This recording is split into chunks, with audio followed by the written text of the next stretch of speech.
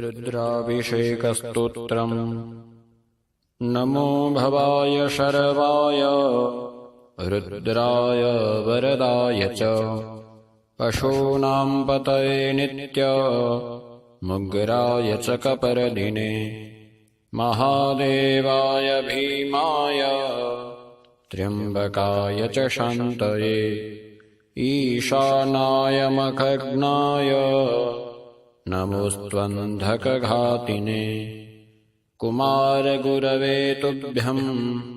नीलग्रीवाय वेधसे पिनाकिने हविष्याय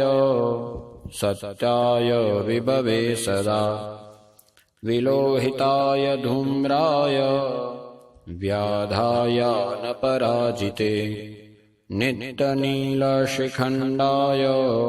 शूलिने दिव्यचक्षुषे अन्त्रे गुप्त्रे त्रिनेत्राय व्याधाय वसुरेतसे अचिन्त्यायाम्बिका भर्त्रे सर्वदेवस्तुताय च वृषध्वजाय मुण्डाय चटिने ब्रह्मचारिणे तप्यमानाय सलिले ब्रह्मण्यायाजिताय च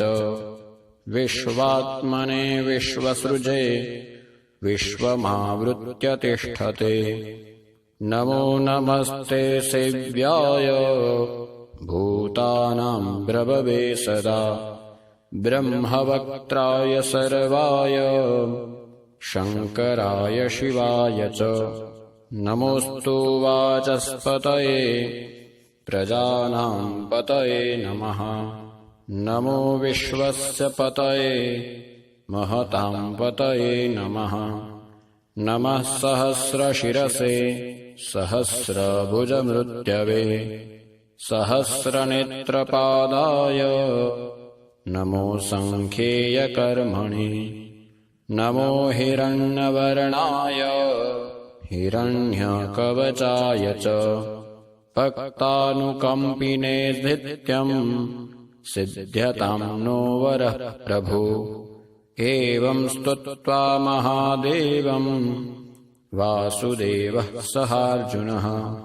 प्रसादयामास भवं तदा यस्त्रोपलब्धये